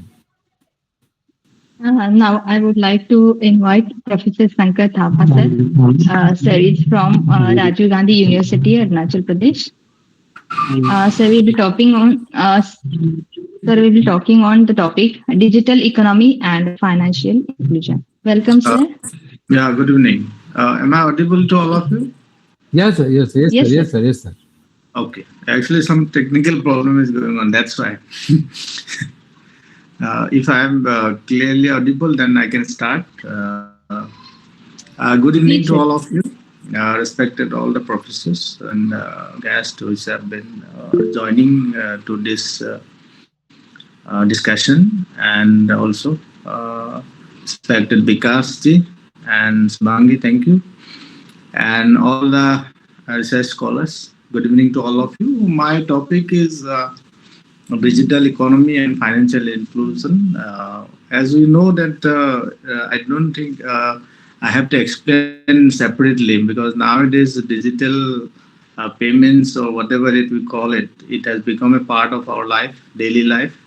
Every day, here and there, everybody is involving in the digital payment, going through the process. But still, I would like to highlight few things, whatever possible, to the best of my knowledge, and also would like to bring out some aspect in relation to digital economy and financial inclusion, with special reference to the Northeast.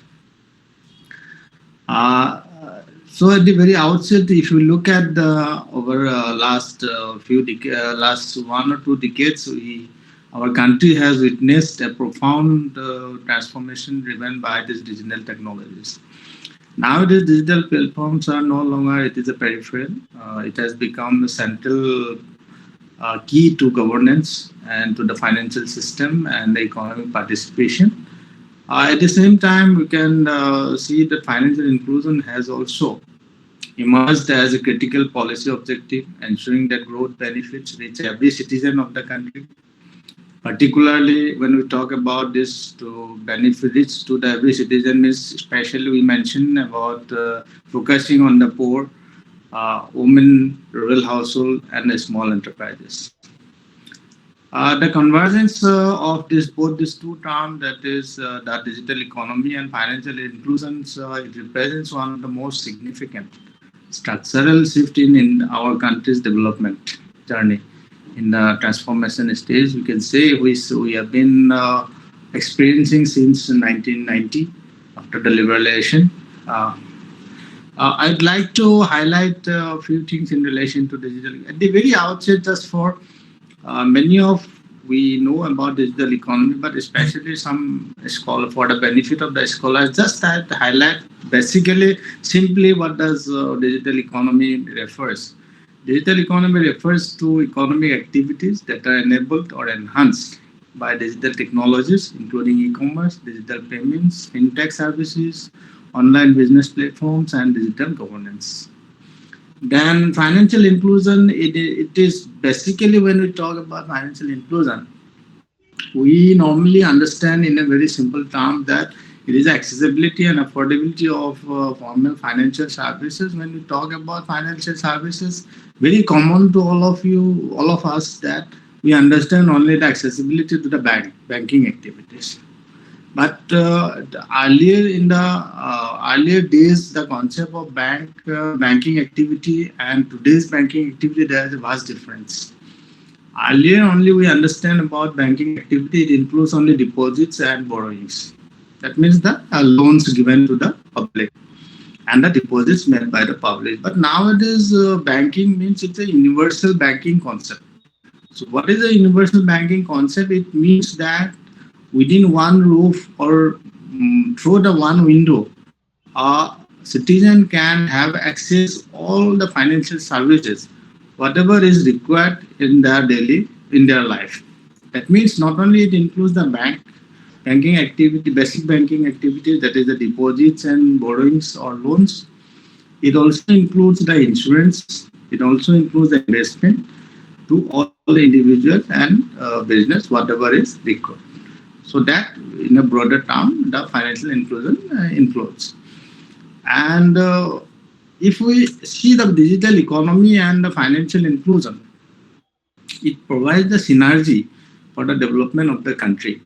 What is the importance of financial inclusion? It is a key enabler for reducing extreme poverty and boosting shared prosperity. It empowers individuals to manage financial risks, invest in education, and start businesses, which strengthen the overall economic system. Some initiative already government has taken up.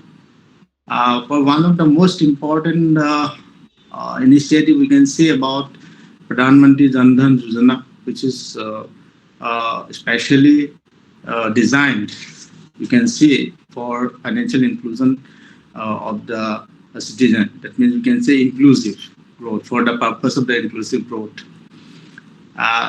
Then business correspondent model, then digital wallets or fintech, which have brought a very broad transformation change in our financial or economic system. Now, why it is so important, the progress and potential of India's digital economy? If we look at over the period of time, we see that widespread mobile and internet penetration, development of digital public infrastructure such as Aadhaar, then UPI, DigiLocker, and the Bharat bill payment system, the growth of fintech and e-commerce and platform-based services and digital payments, especially through UPI, all have revolutionized everyday transactions by making them low cost, instant, and accessible. These developments have improved efficiency, reduced transaction cost, and increased transparency across all the sectors. And the digital economy is increasingly seen not only as a growth driver, but also as a public good, which is enabling better service delivery and citizenship empowerment.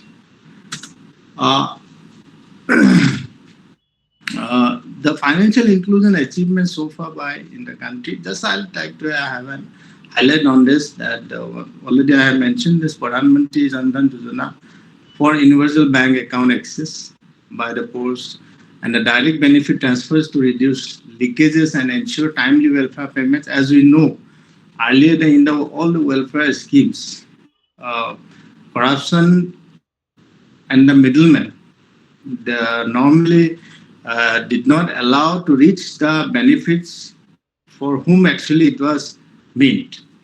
The objective of all this of the schemes mostly failed.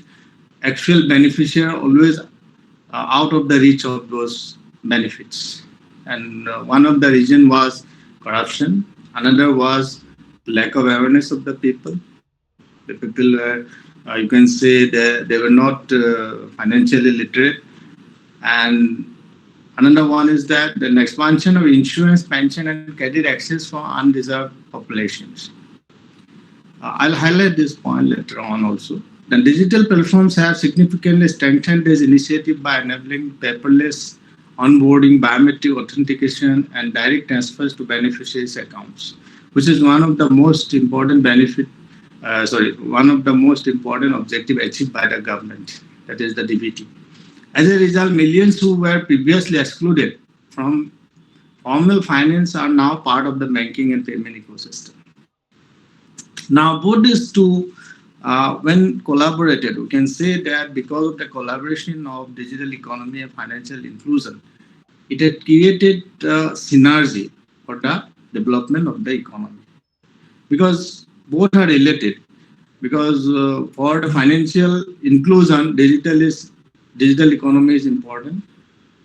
As we have already, if we look at our daily activity, for example, now you don't have to carry purse, you don't have to carry ATM.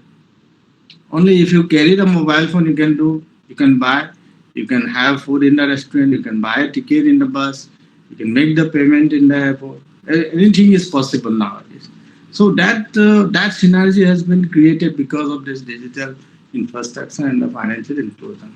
And we have seen that synergy because of the collaboration between the digital economy and financial inclusion. Now, I'd like to have with special reference to this digital economy and financial inclusion in the Northeast. What is the scenario of the Northeast? Whether really what we meant or what we see the development of digital economy in the country and the financial inclusion, inclusive growth in the country, really Northeast also being able to experience or to reach that the same level of development or growth or not. If we look at few things, for example, regarding that use of suppose about the bank account linked with a mobile phone, for example, then we find that in case of as compared to the national average, only 4 states are above the national average. Those states are only Manipur, then Mizoram, and Nagaland, and Sikkim. Apart from that, Tripura, then Assam, even then Pradesh and Meghalaya, they are below the average in terms of bank account linked with mobile phone. If you look at the scenario of this even use of a smartphone, only 2 states are above the national average. That is Tripura and Sikkim. If you look at have a look on the mode of financial transaction in the Northeast, we find that more than 60% transactions are in cash still. In EPI, digital payments are only 25%, cars hardly 10%, and others 5%. If you see, we look at average of people, adults with the bank accounts in case of more or less all states. Average country 78 to 80%, but as compared to that, only in Northeast, Sikkim has above this average, and that is 85%.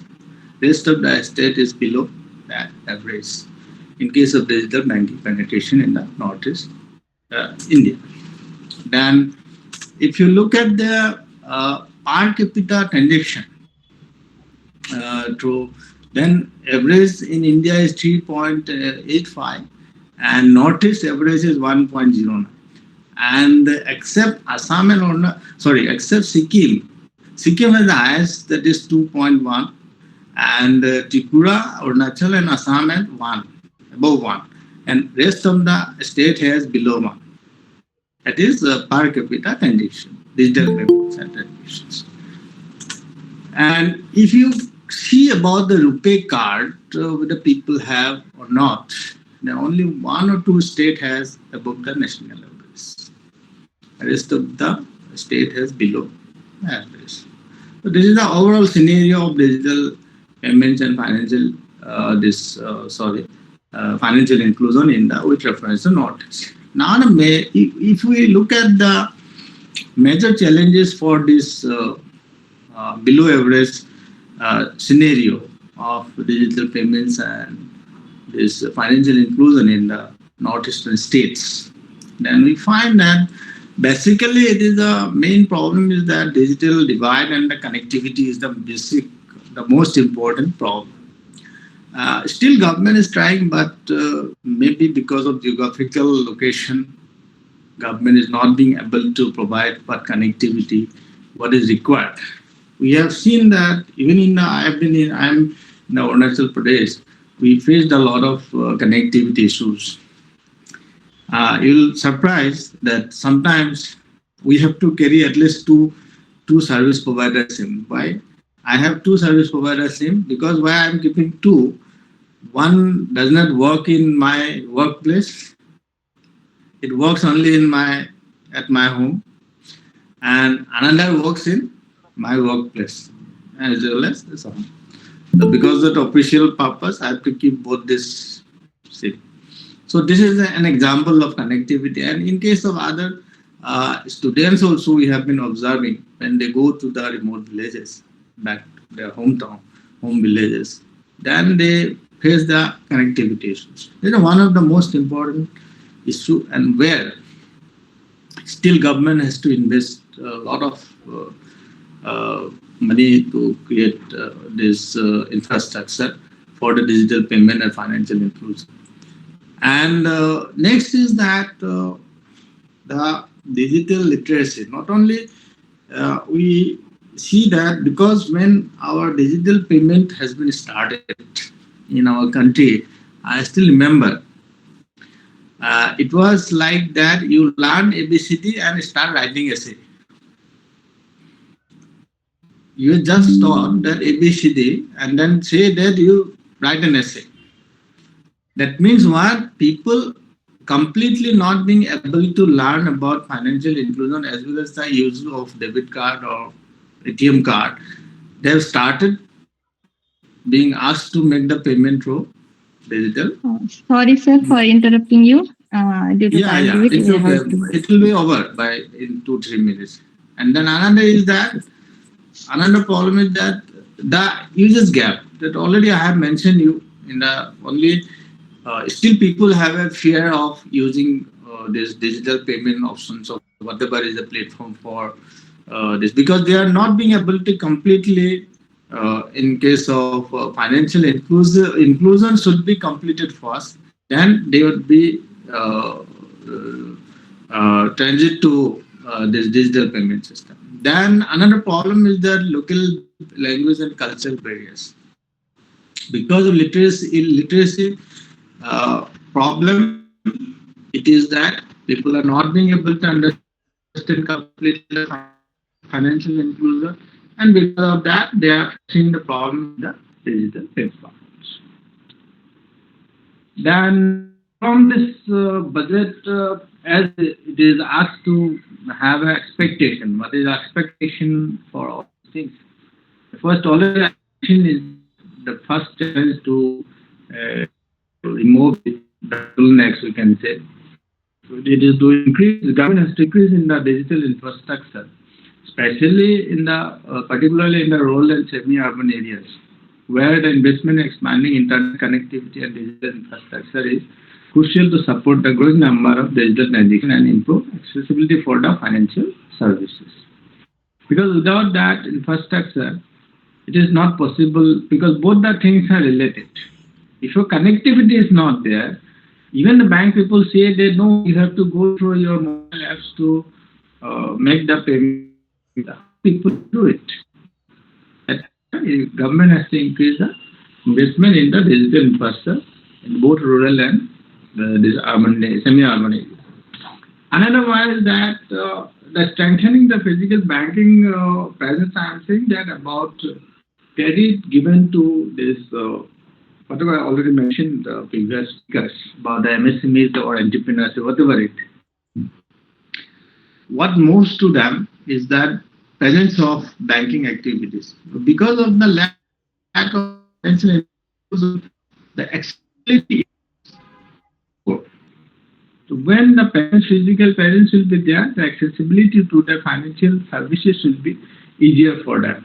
Still, we talk about financial inclusion, but still we talk about only banking activity. We do not talk about tech inclusion, digital payment inclusion. We do not talk about insurance inclusion. We do not talk about health insurance inclusion. People do not know about all these things, which are very important.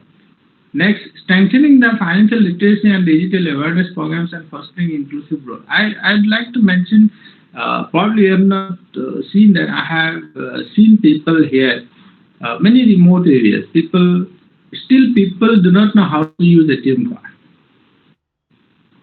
Bank people say that we are going digitally, we are going green, so you have to use ATM. You don't have to come to the bank, go and use the ATM. Now you won't believe where I stay. Here in this town, there are around 5 to 6 ATM booths. But if you go, hardly you'll find one active ATMs. Now, what's the problem? Problem is the connectivity. Now you see people have a card, people have both facility, ATM facility, but you are not being able to use it. And second, another one is that bank people give ATM card, but they do not give any training to the people. People say that you go download apps and make payments through apps, but they do not give training. They share only the video. Now, in some places, there are not people to train them. to how to use them. Still, people depend on others for drawing money or depositing.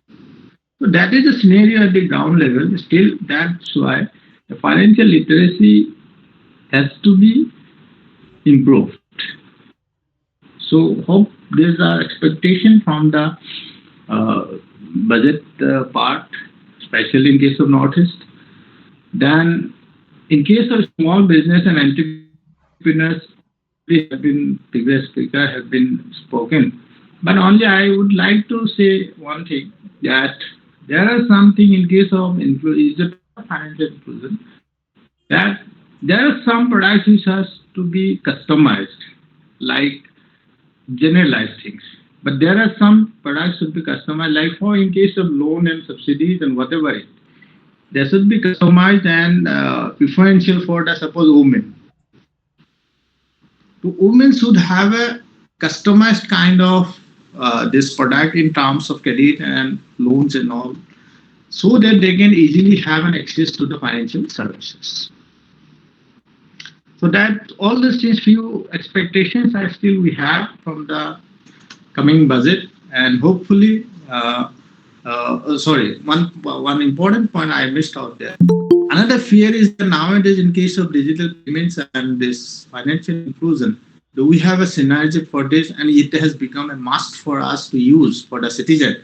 But still, citizens have, even knowing all these things, you are financially literate, you are digitally literate, but you have developing a conservative mindset because of defending on yourself because of the increasing cybersecurity and cybersecurity. The fraud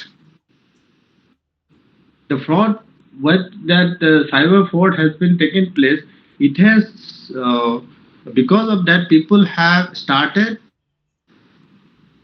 playing protective in case of using digital payments.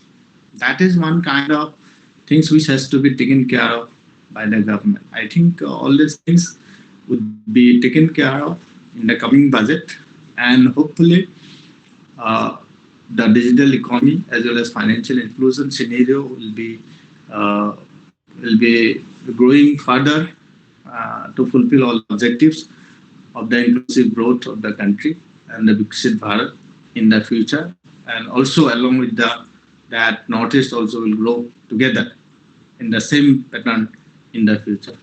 Thanking you all of you for patient listening and for giving me the opportunity.